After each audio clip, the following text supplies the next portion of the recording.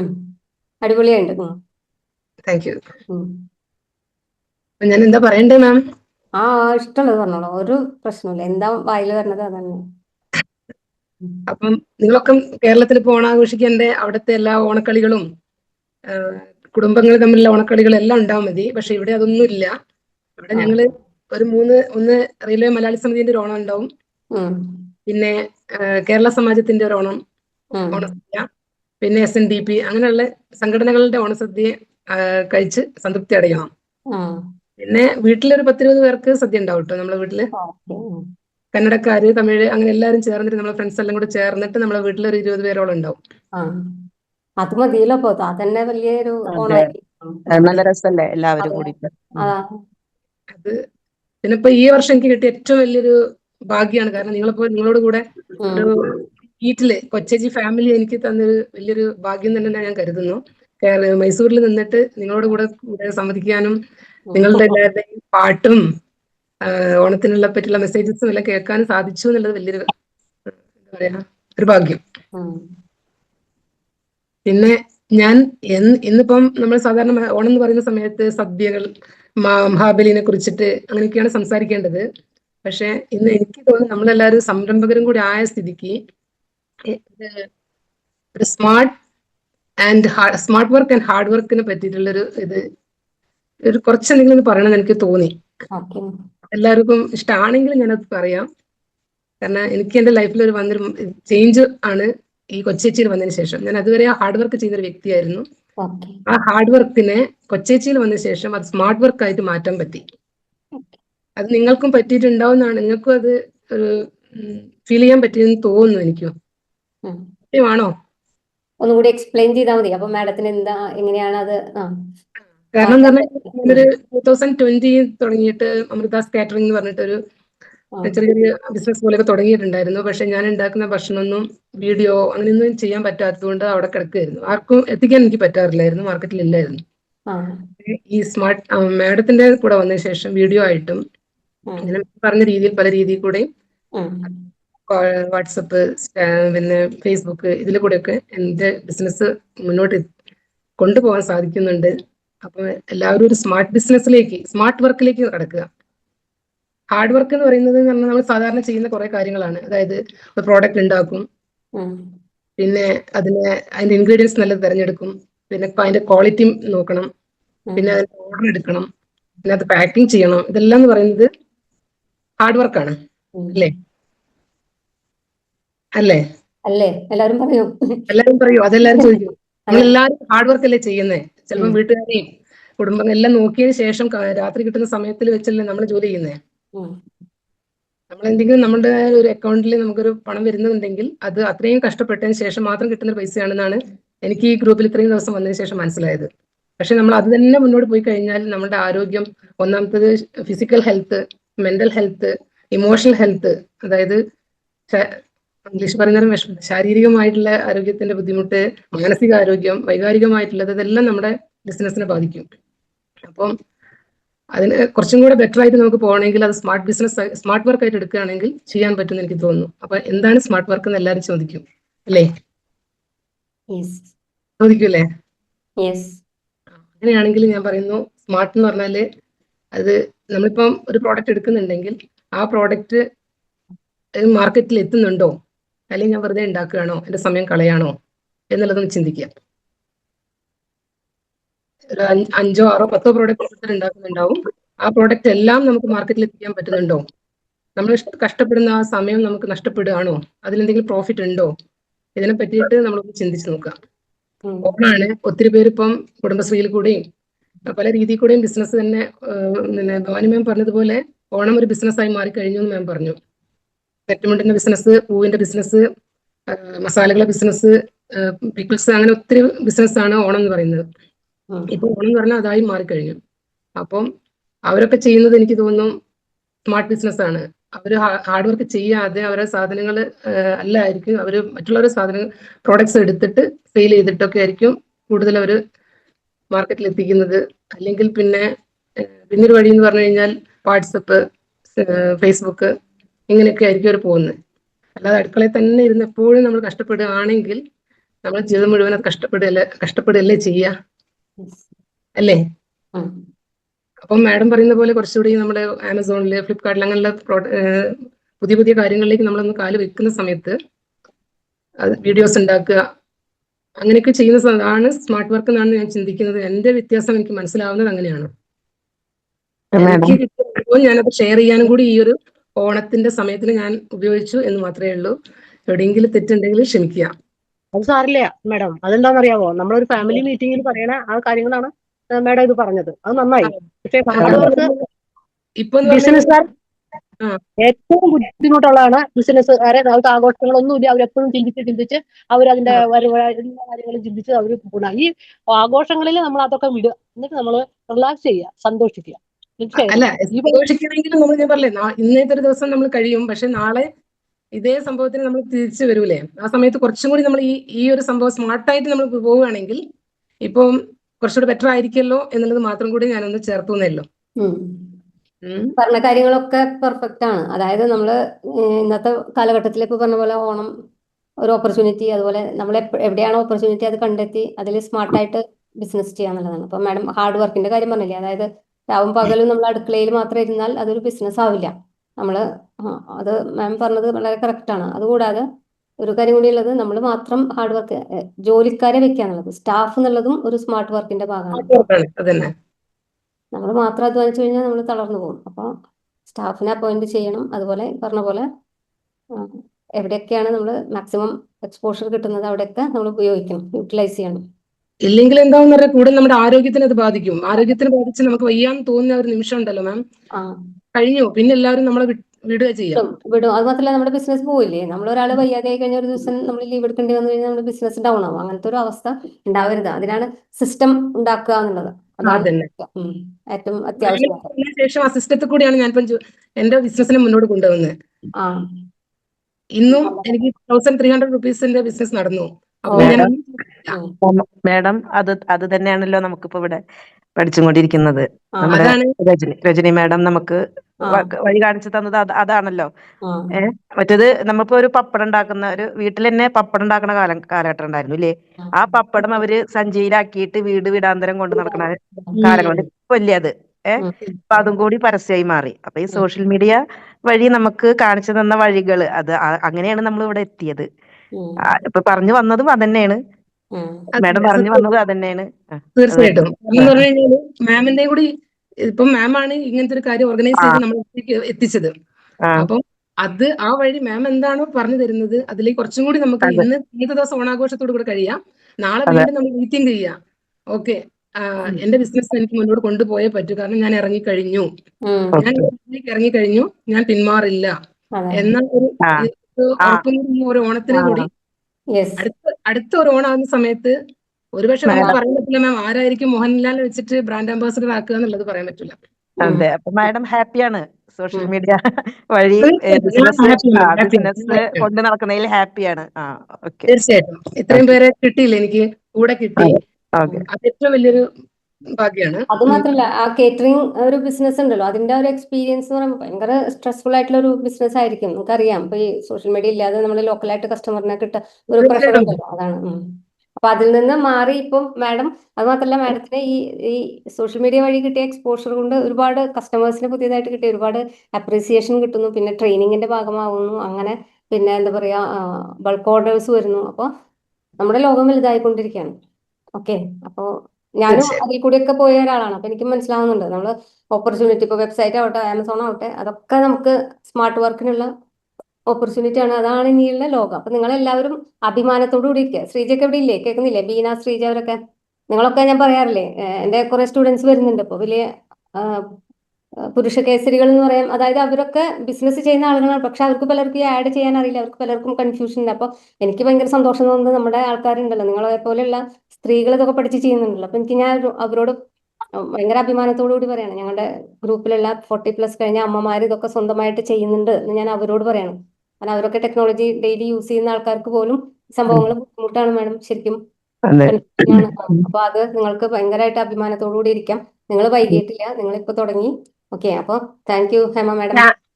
ഞാൻ കേൾക്കുന്നുണ്ട് മാഡം, കേൾക്കുന്നുണ്ട്. ഞാൻ നേരെ മാഡത്തിനോട് പറഞ്ഞില്ലേ, ഇനിയും കുറെ എനിക്ക് പഠിക്കണം എന്ന് പറഞ്ഞില്ലേ. അല്ല ഞാൻ വേണ്ടേ? ശ്രീജ ഭയങ്കര ഭയങ്കര ഉഷാറിലാണ്. ഇനിയിപ്പോ പരസ്യം കൊടുക്കാൻ നിർത്തരുത്. നാളെ തന്നെ മറ്റന്നാള് പരസ്യം കൊടുക്കാൻ പോവാണ്, കണ്ടിന്യൂ ചെയ്യാൻ പോവാണ് ശ്രീജ. അപ്പൊ അല്ല, അല്ലാതെ ചെയ്യുന്നതിനേക്കാളും നല്ലതാണ് മാം ഇത്. ആ കാരണം നമ്മള് ഇപ്പം പണ്ടൊക്കെ കണ്ടില്ലായിരുന്നോ, ഈ ബാഗും തൂക്കിയിട്ട് ഈ കോളേജ് പിള്ളേരൊക്കെ വീട് വീടാന്തരം വരും. അതന്നെ ഞാൻ പറഞ്ഞത്.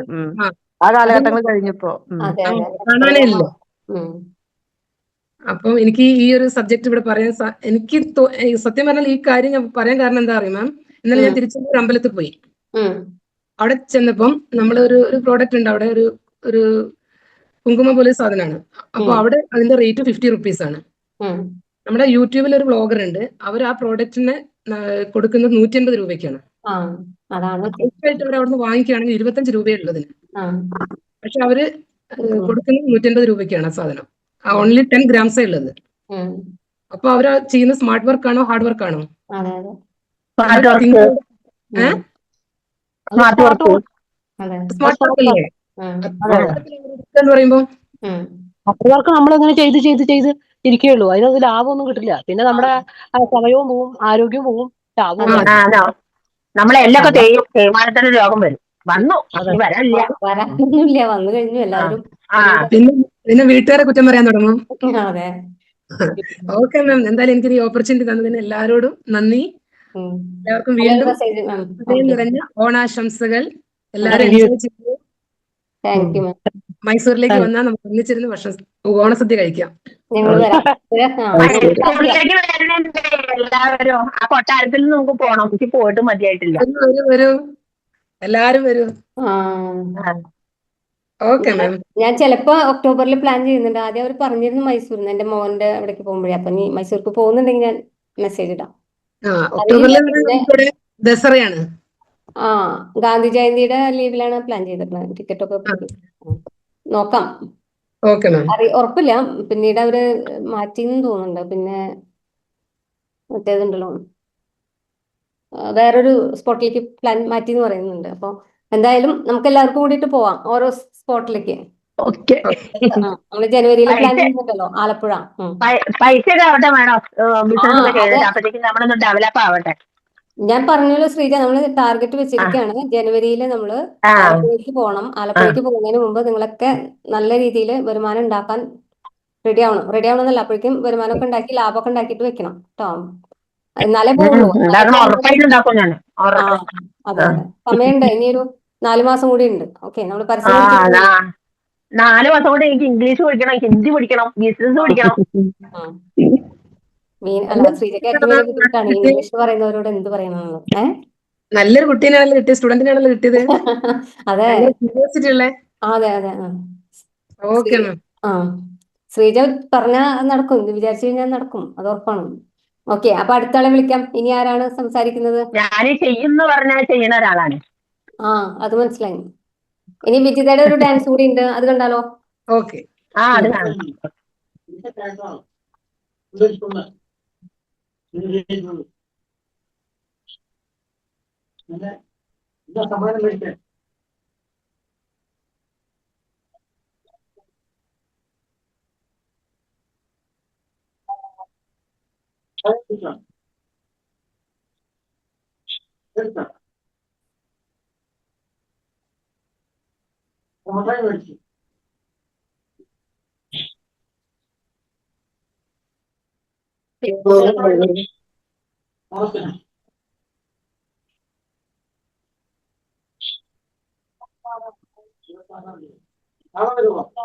പാട്ട് കേൾക്കണില്ലല്ലോ.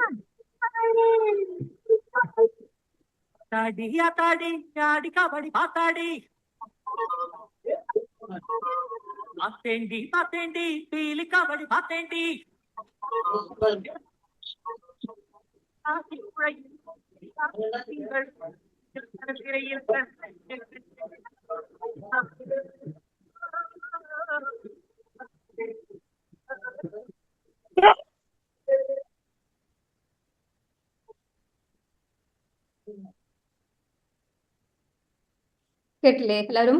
കേട്ടു കേട്ടു. ആ എങ്ങനെയുണ്ടായിരുന്നു? അടിപൊളി. ആയിട്ടുണ്ട്. അടിപൊളിയായിട്ടുണ്ട്. പറയൂ, പക്ഷെ അഭിപ്രായം പറയൂ. ഇത് ശരിക്കും ലൈവല്ലേ? ലൈവല്ലേ? ലൈവല്ല, ആള് റെക്കോർഡ് ചെയ്ത് അയച്ചതാ. ആ അതെ. നല്ല ലൈവ് പാട്ട്. ആകുമ്പോഴേ ചിലപ്പോ പൊസിഷൻ ഒക്കെ. ശ്രീലത മാം റെഡി ആയിട്ട് വന്നല്ലോ, ഒന്ന് സ്പോട്ട്ലൈറ്റ് ചെയ്യാറ്. ശ്രീലത മാഡത്തിന് എല്ലാവരും അന്വേഷിക്കുന്നുണ്ട്. എന്തെങ്കിലും മെസ്സേജ് പറയാനുണ്ടോ? മാഡത്തിന്റെ സാരി എന്റെ സാരി ഒരുപോലെ ഉണ്ട് അല്ലേ? ചെറുതായിട്ട് കവിത എഴുതാറുണ്ട്. ഓ പറയൂ, പാടൂ. IT മാഗസിനിലൊക്കെ പബ്ലിഷ് ചെയ്ത് വരാറുണ്ടായിരുന്നു. ഞാനിവിടെ ഓണത്തിനെ പറ്റിയുള്ള എൻ്റെ അടുത്ത് കവിത ഉണ്ട്, പക്ഷെ അത് വലിയൊരു കവിതയാണ്. എന്തിനെ കുറിച്ചിട്ടാണ്? ഇടയ്ക്ക് ഞാൻ വോയിസ് ചെറുതായിട്ട് പോകുന്നുണ്ട്. ചെറിയൊരു കവിത വായിക്കും.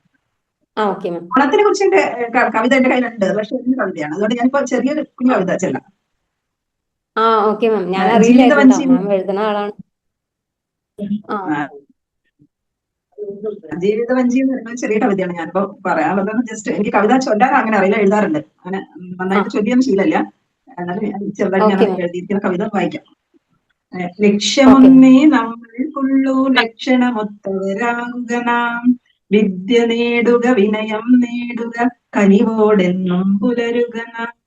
ലക്ഷ്യമൊന്നേ നമ്മൾക്കുള്ളൂ, ലക്ഷണമൊത്തവരാകുക നാം. വിദ്യ നേടുക, വിനയം നേടുക, കനിവോടെന്നും പുലരുക നാം. നാടിൻ നന്മയ്ക്കായിട്ടെന്നും മെയ്യും മനവും ഒരുക്കുക നാം. നാടിൻ നന്മയ്ക്കായിട്ടെന്നും മെയ്യും മനവും ഒരുക്കുക നാം. പ്രകൃതിക്കായി മാറ്റിവെക്കാം അല്പസമയം ദിനമെന്നും. പ്രകൃതിക്കായി മാറ്റിവെക്കാം അല്പസമയം ദിനമെന്നും. ലക്ഷണമൊത്തവരാകുക നാം. വിദ്യ നേടുക, വിനയം നേടുക, കനിവോടെന്നും പുലരുക നാം. സഹജീവികളുടെ കണ്ണീരൊപ്പം സഹവർത്തിത്വം കാണിക്കാം. സഹജീവികളുടെ കണ്ണീരൊപ്പം സഹവർത്തിത്വം കാണിക്കാം. കൽമഷമില്ല കടലിൻ മാറിൽ ജീവിതവഞ്ചി തുഴഞ്ഞിടാം. കൽമഷമില്ല കടലിൻ മാറിൽ ജീവിതവഞ്ചി തുഴഞ്ഞിടാം. ലക്ഷ്യമൊന്നേ നമ്മൾക്കുള്ളൂ, ലക്ഷണമൊത്തവരാകുക നാം. വിദ്യ നേടുക, വിനയം നേടുക, കനിവോടെന്നും പുലരുക നാം. കനിവോടെന്നും പുലരുക നാം. Okay ma'am, thank you so much. അപ്പോ ഇടയ്ക്കൊക്കെ ഇങ്ങനെ എഴുതിയിട്ട് ഗ്രൂപ്പിലൊക്കെ ഒന്ന് ഇടാം കേട്ടോ. അപ്പൊ സകല കലാ നല്ല കവിതയാണ്. നന്നായിട്ട് പാടുന്നത് നല്ല രസമായിരുന്നു. ഇതുപോലെ ആയി കാരണമുണ്ട്, പക്ഷെ നല്ല അർത്ഥവത്തായ ഒരു കവിതയാണത്. നന്നായിട്ടുണ്ട് കേട്ടോ പാടാനും. കവിത പാടുന്ന സ്റ്റൈലിൽ പാടി അത് ഭയങ്കര ഗംഭീരമായിരുന്നു.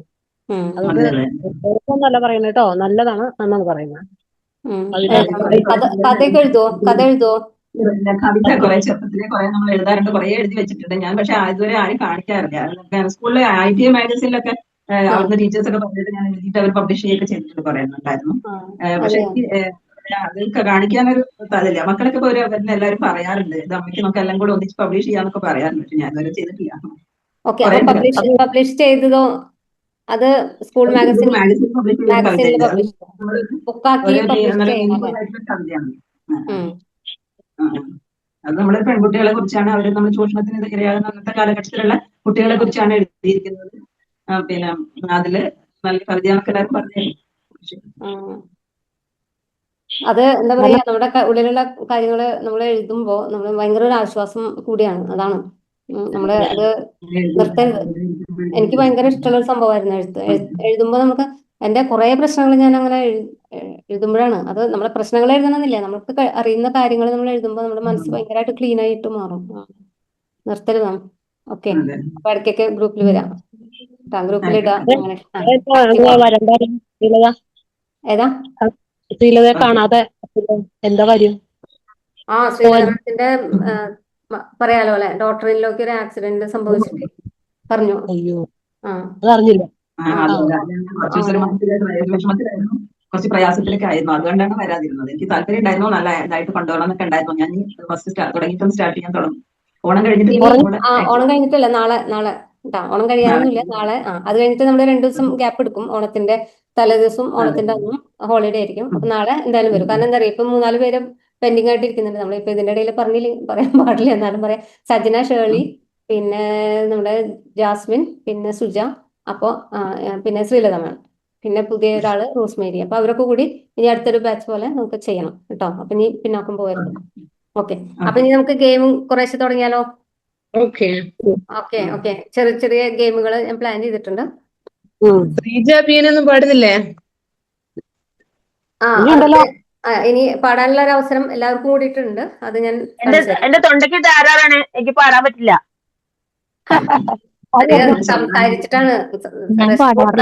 സംസാരിച്ചിട്ടാണ് തൈറോയ്ഡ് ഉള്ളോണ്ടേ പറ്റില്ല എനിക്ക്.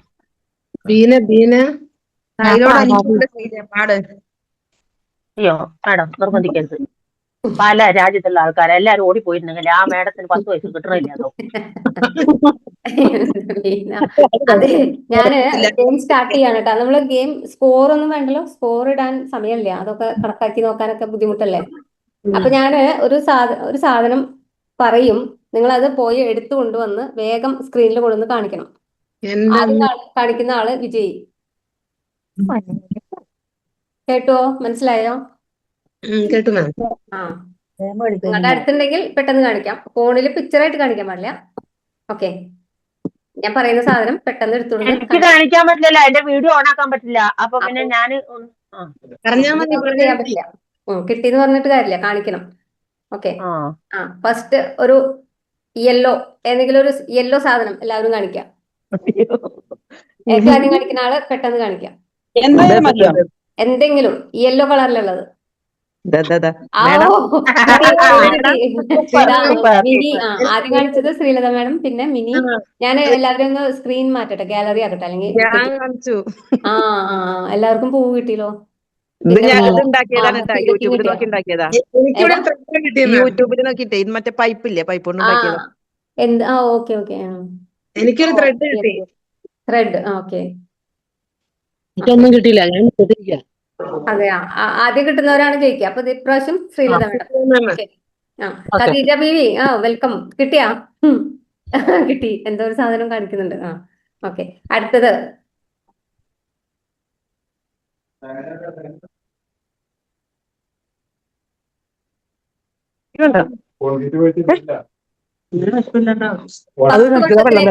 കേക്കാം. 10 വർഷത്തിനേക്കാൾ കൂടുതൽ പഴക്കമുള്ള എന്തെങ്കിലും ഒരു സാധനം.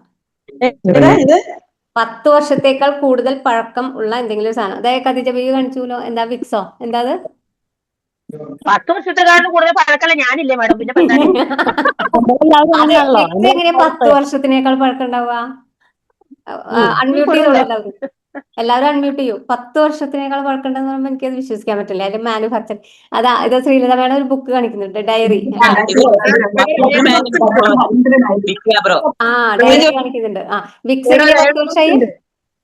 ഈ സോഫ കുറെ കാലം മുന്നുള്ളതാ. എന്റെ ചെറുപ്പത്തിലോടെ ഈ കാണുന്നതാ. അല്ല, ഈ ഡബ്ബ പണ്ടുള്ളതല്ലോ, ഇപ്പൊ വാങ്ങിയതല്ലേ മേഡം അല്ലേ? കമ്പനി പറഞ്ഞ അത് പറ്റില്ല സാധനം. ഇനി എന്താ സോഫ 10 വർഷമുള്ള സോഫ. ഓക്കെ, കുഴപ്പമില്ല. Shri Hema madam, iron box 10 വർഷമായോ? അയ്യോ, ഞാനാണ് ഫസ്റ്റ് കണ്ടത്. ഇത് 2018 ഡയറിയാണ്. അത് കണ്ടു. ഡയറി, ഡേറ്റ് എഴുതിയിട്ടുള്ള ഡയറി.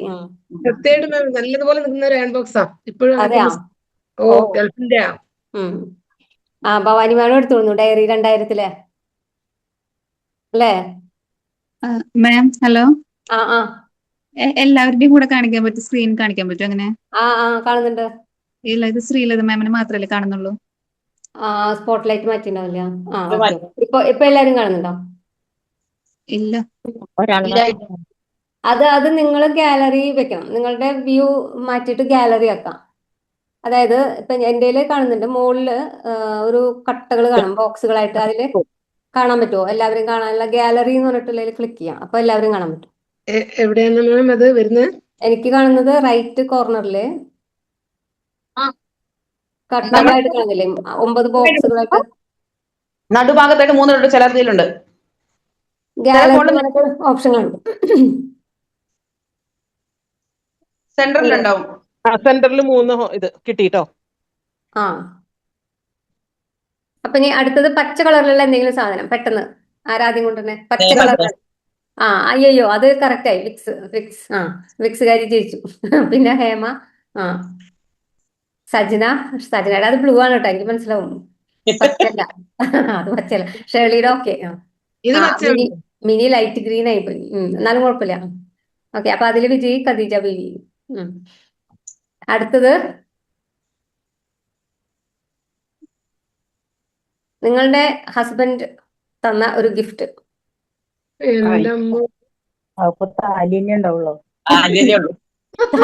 അത് പറ്റില്ല, താലി പറ്റില്ല. അത് ഗിഫ്റ്റ് ആയിട്ട് കണക്കാക്കില്ല. അതൊരു സത്യം പറഞ്ഞ ഗിഫ്റ്റ് കിട്ടിയിട്ടില്ല. Competition Indian. അതെന്താ ഗിഫ്റ്റ് ആണോ? അതന്നെ, ഈ ഡയറി തന്നതാണ്. ഓക്കെ. അപ്പൊ ഹേമ മാഡം ജയിച്ചു. കോമള മാഡം എന്താ മിണ്ടാതിരിക്കണേ? ആർക്കെങ്കിലും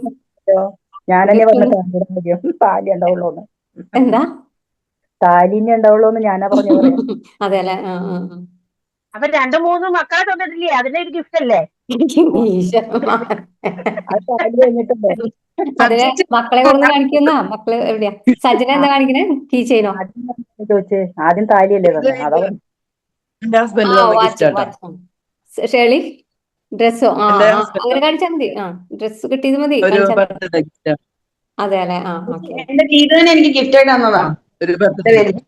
ഏതാ മിനി? എന്താ വേറൊന്നുമില്ല. കേട്ടില്ല. എന്റെ വീട്, ഞാനിപ്പോ താമസിക്കുന്ന വീട് തന്നെ എന്റെ പേരിൽ എനിക്ക് ഗിഫ്റ്റ് ആയിട്ട് തന്നതാ. അതെ. ശരി. ഭയങ്കര ഗംഭീര ഗിഫ്റ്റ് ആയി. അപ്പൊ എല്ലാവരുടെയും കഴിഞ്ഞു. അപ്പൊ ശ്രീജയ്ക്ക് എന്താ അവിടെ കാണുന്നത്? വിളിച്ചു പറഞ്ഞാൽ മതി.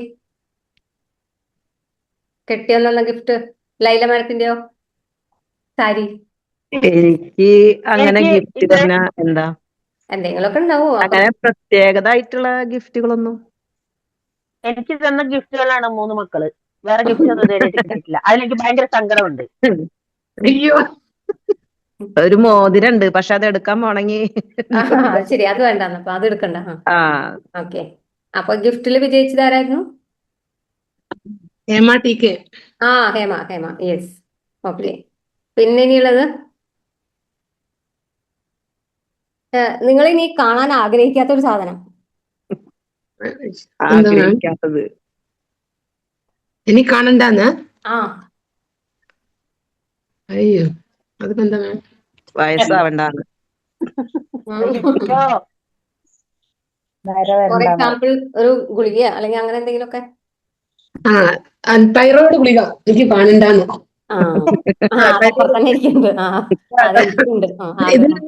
ഇതിൽ നിന്നൊരു മോചനം കിട്ടണം എന്ന് ആ ആഗ്രഹിക്കുന്നുണ്ട്. അതന്നെ, അങ്ങനെയുള്ള വല്ല സംഭവം ഉണ്ടെങ്കിൽ പുറം കൊണ്ടുവരാം. വേദനയ്ക്ക് മോചനം കിട്ടണം. പുറം വേദന അഴിക്കാൻ അതും വിക്സ് തന്നെ കളി. അല്ല, ഈ തൈറോയ്ഡ് പ്രശ്നം എന്ന് പറഞ്ഞു കഴിഞ്ഞാൽ ഒരു ഭയങ്കര പ്രശ്നമാണ്. അതെ. ഞാനും നമ്മുടെ തൈറോയ്ഡ് എത്രയുടെ കഴിക്കണേ? ഓ എത്ര മില്ലിഗ്രാമാണ് MC? 80. 80 ഉണ്ട്. എന്റെ 50 ആണ്. 150 കഴിക്കുന്നേ എപ്പോഴും. ആ അയ്യോ, മോശമില്ല. ഞാൻ 50 കഴിക്കണത്. അല്ല, ഞാൻ 150. 50. മിനി 150 ആണ് 150. ഹൈപ്പോ തൈറോയിഡ് ആണ്. അതന്നെ, ഹൈപ്പോതൈറോയിഡ് തന്നെ. ഷേർലി മാഡം, സജ്ന, അൺമ്യൂട്ട് ചെയ്തോളൂ എല്ലാവരും. കാണാൻ ആഗ്രഹിക്കാത്തത് ശ്രീജിക്ക് എന്താ? ബീന, വിജിത, എന്താ പറയാ, ആനേനെ ഞങ്ങൾക്ക് ഇവിടെ ഭയങ്കര ആനശല്യ. ചത്തുകൊല്ലാ മതി. ഞങ്ങൾക്കൊക്കെ ഇഷ്ടമാണ് ആനേനെ കാണാൻ. അത് നിങ്ങൾ ടൗണിൽ താമസിക്കുന്നതിനെ കൊണ്ടാ, ഞാൻ കാട്ടിലാ താമസിക്കുന്നതേ. ആനേനെ കണ്ട ഞങ്ങൾ നോക്കിക്കും, ദൂരെ പോയിക്കൊള്ളൂ. ഞങ്ങൾ ഇതെന്താ സാധനം? സജന ഇൻഹേലറോ? എടുക്കാറുണ്ട്, സജിന് എടുക്കാറുണ്ട് അത്. എന്റെ തൈറോയിഡ് നോർമലായി. 14 വർഷം മരുന്ന് കഴിച്ചിട്ട് നോർമലായി. മരുന്നിലല്ല നോർമലായത്, നാച്ചുറോപ്പതിയിലാ. ടാബ്ലറ്റ് എടുക്കണ്ട. എന്തിനാ? തൈറോയിഡിന്റെ നിർത്തി, മരുന്നൊക്കെ നിർത്തി ദിവസമായിട്ട്. ഗ്ലൂട്ടന്റെ പ്രശ്നമായിരുന്നു എന്റെ തൈറോയിഡ്. ഇപ്പൊ ചപ്പാത്തി ഒന്നും കഴിക്കില്ല ഞാൻ. ഇപ്പൊ എനിക്ക് ശ്വാസമുട്ടലിന്റെ ഒരു പ്രശ്നമുണ്ട്, വേറെ കുഴപ്പമൊന്നുമില്ല. അത് എനിക്കുണ്ട് സജന. ശ്വാസമുട്ടാണ്, ഭയങ്കര ശ്വാസമുട്ടാണ്. ഇൻഹേലർ അടിക്കും. പിന്നെ ഈ ചപ്പാത്തി കഴിച്ച അപ്പൊ എനിക്ക് വയറുവേദന ഇളകും. രണ്ടുപേരും ഒരേപോലെയാണല്ലോ ഇപ്പൊ. ഈ ചപ്പാത്തി കഴിച്ചാൽ എനിക്ക് സ്വന്തമായിട്ട് ടോയ്ലറ്റ് വേണം. എന്താ വെച്ചാൽ ഭയങ്കര തൈറോയിഡ് ഉണ്ടോ? തൈറോയിഡ് ഉണ്ട്. തുറന്ന പുസ്തകമാണ് നമ്മുടെ. ചപ്പാത്തി നിർത്തുന്നില്ല, എന്തിനാ നമുക്ക് പറ്റാത്ത സാധനം കഴിക്കണത്? ചപ്പാത്തി കഴിക്കാറില്ല. വീറ്റൊന്നും കഴിക്കില്ല, വീറ്റും മൈദയും കഴിക്കില്ല ഞാൻ. അത് ഹേമ ചേച്ചിക്ക് അറിയാം. എനിക്കിപ്പോ ഗോതമ്പ് എന്ന് പറയുന്നത് തന്നെ പേടിയാ. റാഗിയൊക്കെ ഉണ്ടല്ലോ, മില്ലറ്റ് ഒക്കെ ഉണ്ടല്ലോ. അടുത്ത ഐറ്റം പറയാൻ പോവാണ്. നിങ്ങളുടെ കുട്ടിക്കാലത്തെ ഓർമ്മിപ്പിക്കുന്ന ഒരു സാധനം. കുട്ടിക്കാലത്തെ ഓർമ്മിപ്പിക്കുന്ന ഒരു സാധനം. Pen holder. എന്റെ അച്ഛൻ എനിക്ക് തന്ന പെൻ ഹോൾഡർ. അതെയാ? അപ്പൊ ഹേമ മാഡം വീണ്ടും. ഷെർലി എന്തെങ്കിലും? ഹേമ മാഡം ജയിച്ചു. പെൻ ഹോൾഡർ ആണെന്ന്, അച്ഛൻ കൊടുത്തതാണെന്ന്. അത് തൊട്ടടുത്തുണ്ടല്ലോ. എന്റെ അച്ഛൻ ഫാർമസിസ്റ്റ് ആയിരുന്നു. അപ്പൊ അവർക്ക് ഇങ്ങനെ കിട്ടുന്നുണ്ടാവും അല്ലെ കൊറേ. അങ്ങനെ വെക്കുന്നതായിരുന്നു, അച്ഛന്റെ ടേബിളിൽ അച്ഛൻ വെക്കുന്നതായിരുന്നു. ഞാനിപ്പോ എന്റെ ടേബിളിൽ വെച്ചോണ്ടിരിക്കുക. അങ്ങനെ എന്തെങ്കിലും ഓർമ്മയുള്ള സംഭവങ്ങൾ എടുത്തുകൊണ്ടുവരൂ. കുളമാണ് എന്റെ ജീവിതത്തിൽ ഏറ്റവും ഇഷ്ടമുള്ള സാധനം. കുളം കൊണ്ടുവരൂ. ഇപ്പൊ ഇല്ല, കാണാനേ ഇല്ല. ഇവിടേക്ക് വരുമോ? അവിടെ ഉണ്ടാ? ഞങ്ങളുടെ പറമ്പിന്റെ അപ്പുറത്ത് തന്നെ കുളമുണ്ട്. കുളം നിറഞ്ഞു ഒഴുകി. ഇവിടെ കുളമുണ്ട്. പുഴയിലും പോവാം. പുഴയുണ്ട് ഞങ്ങളുടെ വീടിന്റെ അവിടെ, പക്ഷെ തോടൊന്നുമില്ല. ഈ വടക്കാഞ്ചേരി വന്ന പുഴകളും തോടും മലകളും ഒക്കെ കാണാം. എല്ലാം ഉണ്ട്. നീ ഇങ്ങോട്ട് പോരെ, മലകളുടെ നാട്ടിലും തോടുകളുടെ നാട്ടിലും. ഞാന് ആനയും കുറച്ച് ആനകളൊക്കെ കണ്ടിട്ട് മതിയായിട്ട് പോവാം. മേഡം കണ്ടില്ലേ എന്റെ സ്ഥലം? ഒരു ദിവസം വീഡിയോ കോൾ ചെയ്തപ്പോ അന്ന് പറഞ്ഞ ഓർമ്മ, നല്ല ഭംഗിയുള്ള സ്ഥലം എന്ന് പറഞ്ഞേ. അതന്നെ. ഞങ്ങളുടെ നാടല്ല, മലയും കാടൊക്കെയാണ് ചുറ്റും. ഇവിടെ വെള്ളം കയറ്റില്ല. എന്തൊക്കെ പുയലുണ്ടായാലും ഇവിടെ ഒന്നും ഉണ്ടായില്ല. നടുക്ക് സുരക്ഷിതമായിട്ടിരിക്കുക. നിങ്ങളുടെ നാട് ഇവിടെ അല്ലേ? വരന്തരപ്പിള്ളിയാ? അല്ല, കോടാലി എന്ന് പറയും. വലിയൊരു കോടാലിയാ. കൊടകര. കോടാലി എന്ന് പറഞ്ഞ് കോടാലി തൃശ്ശൂർ ചാലക്കുടി അടുത്ത്. ഓക്കെ. അപ്പൊ ഇനി നമ്മളൊരു പാട്ട്, അന്താക്ഷരി പോലെ ഒരു സംഭവം, പക്ഷെ കുറച്ച് വ്യത്യാസമായിട്ട്. എല്ലാവരും റെഡി അല്ലേ? എല്ലാവരും അൺമ്യൂട്ട് ചെയ്തോളൂ. എന്നിട്ട് ആരാണ് ആദ്യം പാടുക എന്നുള്ളത് ഞാൻ പറയാം. ആരെങ്കിലും ഒരാള് പാടുക. വിജിതയും പാർട്ടിസിപ്പേറ്റ് ചെയ്യണം കേട്ടോ. എല്ലാവരും ക്യാമറ ഓൺ ചെയ്യൂ. ഓക്കെ, അപ്പോഴല്ലേ അറിയാൻ പറ്റുള്ളൂ ആരൊക്കെ റിയാക്ട് ചെയ്യണം എന്നുള്ളതൊക്കെ. അപ്പൊ എന്ത് ചെയ്യണം, എല്ലാവരും അൺമ്യൂട്ട് ചെയ്യാം. സ്റ്റാർട്ടിങ്ങിൽ ഒരു വേർഡ് ഞാൻ പറയാം, ആ വേർഡ് വെച്ചിട്ട് ആരെങ്കിലും ഒരു പാട്ട് സ്റ്റാർട്ട് ചെയ്യാം. എന്നിട്ട് 4 വരി പാടാൻ റെഡി ആവണം കേട്ടോ. 4 വരിയെങ്കിലും അറിയണം, എന്നാലേ പാട്ട് തുടങ്ങാൻ പാടുള്ളൂ. ആ പാടുന്നതിന്റെ ഇടയിൽ ആ പാട്ടിലുള്ള ഏതെങ്കിലും ഒരു വേർഡ് കണ്ട് ആ വേർഡ് വെച്ചിട്ട് വേറൊരാൾ പാട്ട് തുടങ്ങണം. ഫോർ എക്സാമ്പിൾ,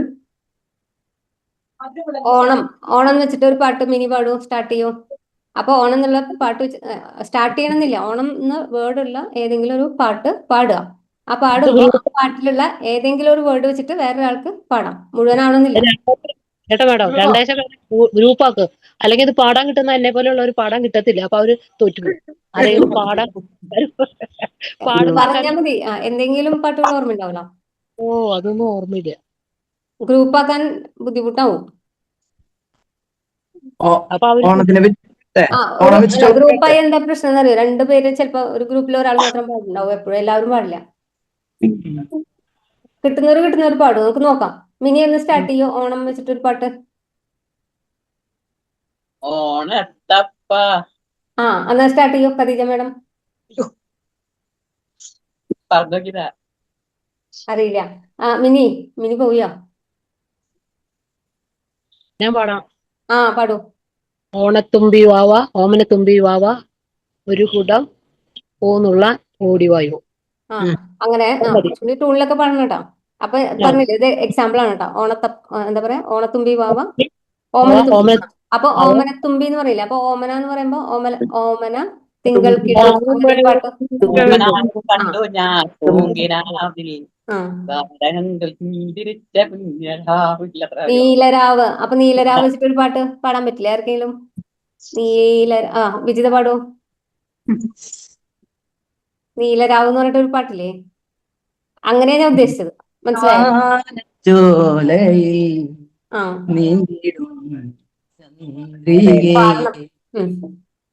അപ്പൊ ഏതെങ്കിലും വേർഡ് വരുമ്പോ അടുത്ത ആൾ പാടിക്കോളൂ. മനസ്സിലായില്ല? ചന്ദ്രിക എന്ന് പറഞ്ഞു, അപ്പൊ ചന്ദ്രിക വെച്ചിട്ട് പാടിക്കൂടെ?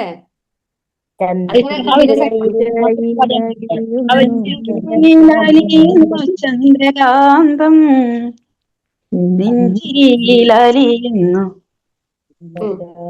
അലിയുന്നു.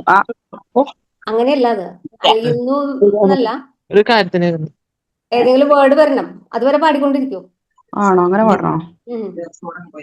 വേർഡ് അടുത്ത ആള് പാടുന്ന വരെ നിങ്ങൾ പാടിക്കൊണ്ടിരിക്കണം. കൂളിക്കൊണ്ടുവാ ചന്ദ്രക്കാറ്റേ. മതിയാ? അല്ല, അപ്പൊ ചന്ദന എന്ന് വെച്ചിട്ട് ആരെങ്കിലും പാടിക്കോളൂ.